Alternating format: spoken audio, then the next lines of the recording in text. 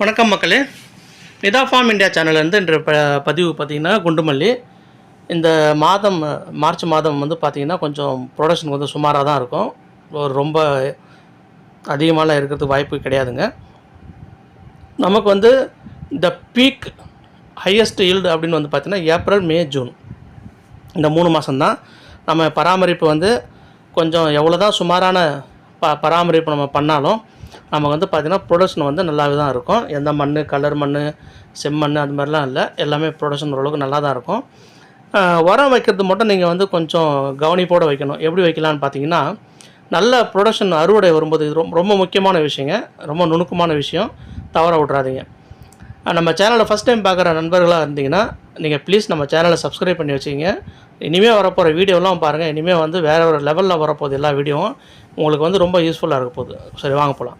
நம்ம உரம் வைக்கிற அந்த தருணம் அப்படின்னு பார்த்திங்கன்னா, நமக்கு அறுவடை வந்துக்கிட்டு இருக்கும்போது நம்ம வந்து உரம் வைக்கிறத தவிர்க்கணும்.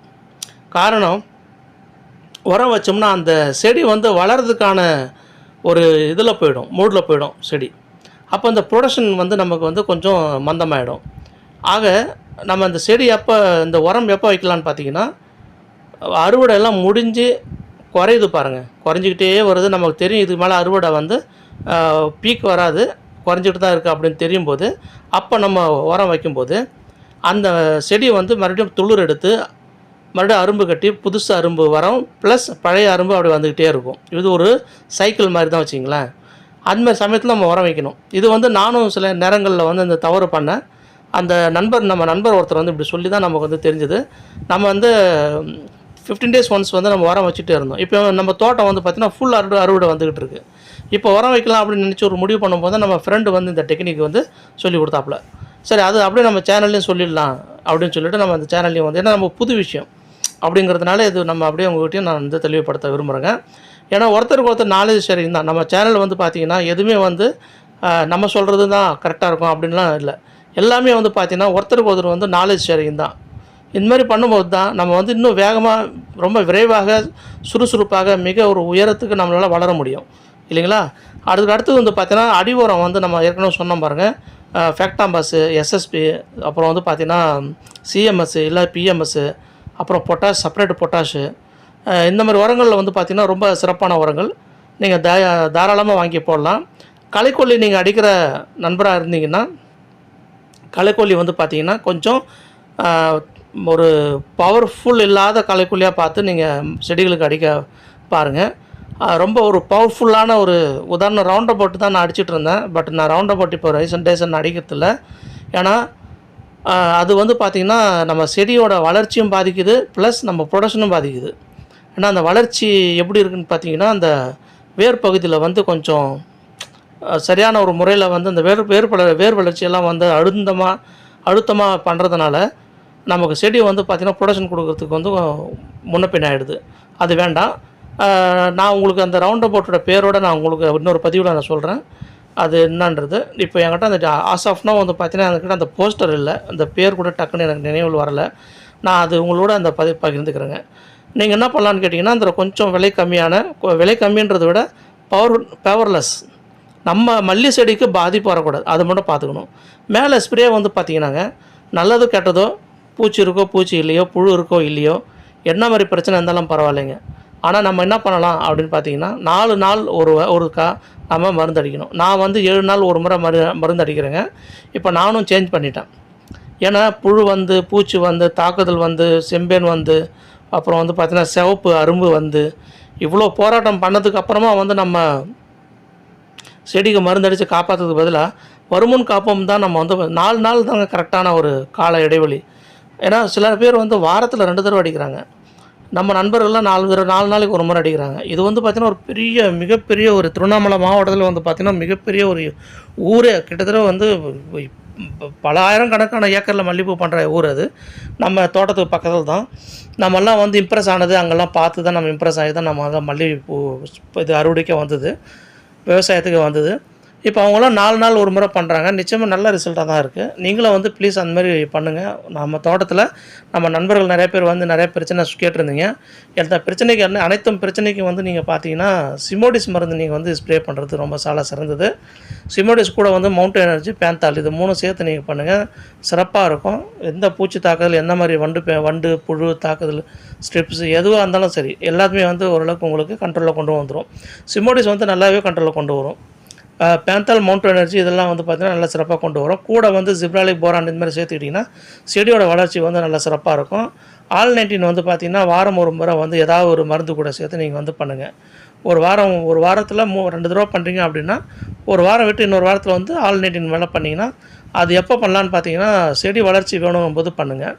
ப்ரொடக்ஷன் வரும்போது பார்த்திங்கன்னா டபுள் இல்லைனா வந்து நைட்ரோ பென்சில் சேர்த்துக்குங்க, இன்னும் சிறப்பாக இருக்கும்.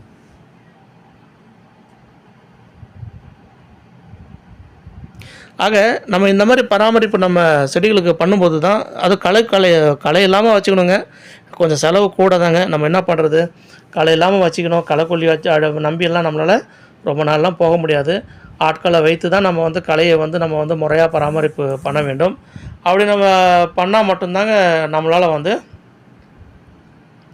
நம்ம எதிர்பார்க்குற வருமானம் வரும். நான் நிச்சயமாக நம்ம வீடியோ பார்க்குற நண்பர்களுக்கு வந்து நம்புகிறாங்களோ இல்லையான்னு தெரியலங்க. ஒரு 85 சென்ட் வச்சுருக்கிற நம்ம நண்பர்களுக்கெல்லாம் நம்ம தோட்டம் 1.5 ஏக்கர் நமக்கு வருது அப்படின்னா ஓகே, அது வந்து 1.5 ஏக்கருங்கிறதுனால 85 சென்ட் வச்சுருக்கிற நண்பர்கள்லாம் வந்து பார்த்தீங்கன்னா 80 கிலோ, 60 கிலோ, 70 கிலோ, 80 கிலோலாம் ஒரு அறுவடை எடுக்கிறாங்க ஒரு நாளைக்கு. அப்போ நம்ம 1.5 ஏக்கர் வச்சுருக்கோம்னா நிச்சயமாக நம்ம அந்த அறுவடை அதை நோக்கி தான் நம்ம பயணிக்கிறோம். அந்த மாதிரி அறுவடை வர்றதுக்கான வாய்ப்புகள் நிறையா சாத்தியக்கூறு அதிகம். நம்ம அந்த மாதிரி ப்ரொடக்ஷன்லாம் எட்டியிருக்கோம். அந்த ப்ரொடக்ஷனை வந்து நம்ம வந்து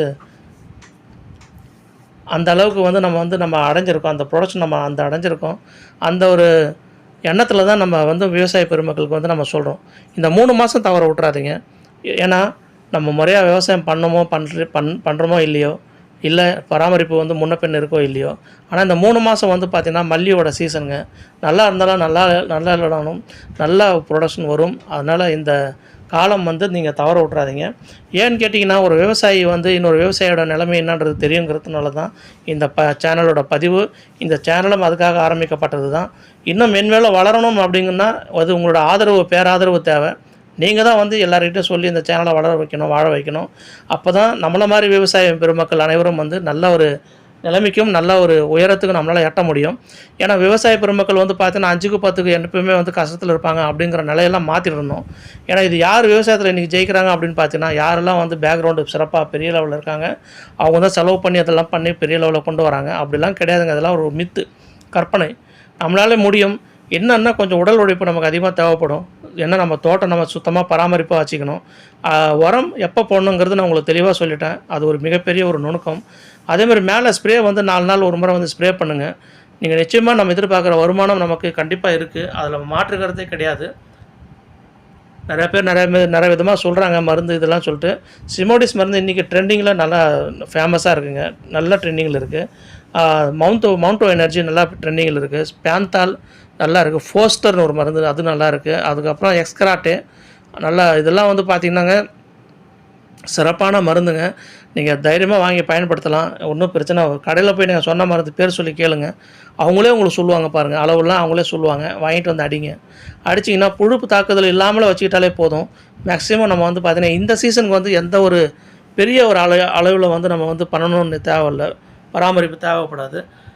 நல்ல ஒரு வருமானம் வர்றதுக்கான ஒரு சாத்தியக்கூறுகள் வந்து நிறையவே அதிகம்தான்.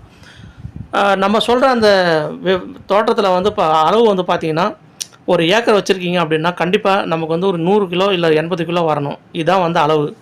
பட் ஆனால் நிறைய பேர் நம்ப மாட்டேன்றீங்க. பட் இதுதாங்க அளவு. வரலன்னா நம்மக்கிட்ட ஏதோ சில குறைபாடு இருக்குன்னு தான் அர்த்தம். அது போக வந்து பார்த்திங்கன்னா ஒரு கிலோ பூ பறிக்க 40 ரூபா வாங்குகிறாங்க. அல்லாட்டி ஒரு நாள் வந்து அப்படி 3 மணி நேரமாக வந்து பறிப்பாங்க. எவ்வளோ கிலோ பறிப்பாங்கன்னா அளவுலாம் கிடையாது. ஆனால் அவங்களுக்கு நாள் சம்பளமாக பார்த்தீங்கன்னா 150 ரூபா 3 மணி நேரத்துக்கு கொடுத்துடணும். சில இடங்கள் வந்து ஒரு கிலோ பூ வந்து இப்போ 40 ரூபா ஆகிடுச்சிங்க. பறித்து கொடுத்தா 40 ரூபா கொடுத்துடணும், அவங்களுக்கு எடை போட்டு கொடுத்துடணும். இந்த மாதிரி இருக்குது. நமக்கு வந்து பார்த்திங்கன்னா ஆள் பலம் வேணும். ஒரு பெரிய லெவலில் பண்ணோம்னா இப்போ நம்ம வந்து 1.5 ஏக்கர் இப்போ அறுவடை வந்துக்கிட்டு இருக்குது. இன்னொரு 1.5 ஏக்கர் வந்து பார்த்திங்கன்னா இளம் செடியாக தான் இருக்குது. இன்னும் அறுவடை கொஞ்சமாக தான் வருது. இன்னும் பெரிய லெவலெலாம் வரல. பட் நமக்கு இந்த பார்த்திங்கன்னா ஆள் நமக்கு வந்து இல்லைங்க. நமக்கு வந்து கேட்கும்போதெல்லாம் ஆள் வர மாட்டேறாங்க சரியா. இருந்தாலும் வந்துடுறாங்க. எப்படியாவது வந்துட்டு நம்ம பறித்து கொண்டு போயிட்டு திருவண்ணாமலை மார்க்கெட்டில் தான் கொண்டு போய் போடுறோம். என்ன ஆகிடுதுன்னா மதியமாக கொண்டு போய் போடுறோம் அப்படிங்கிறதுனால ரேட்டு வந்து பார்த்திங்கன்னா ஒரு 50 100 ரூபா குறைஞ்சிருது. காலையில் போட்டோம்னா ரேட்டு இன்னும் கொஞ்சம் சேர்த்து வரும். இதுதான் ஒரு சின்ன ஒரு நமக்கு வந்து ப்ளஸ் மைனஸ் அவ்வளோதாங்க. நன்றி நண்பர்களே, வாழ்க வளமுடன். ப்ளீஸ் சப்ஸ்கிரைபுங்க. நம்ம சேனல் வந்து எப்பயுமே கை விட்றாதீங்க. சப்ஸ்கிரைப் பண்ணுங்கள் சேனலை. நன்றி.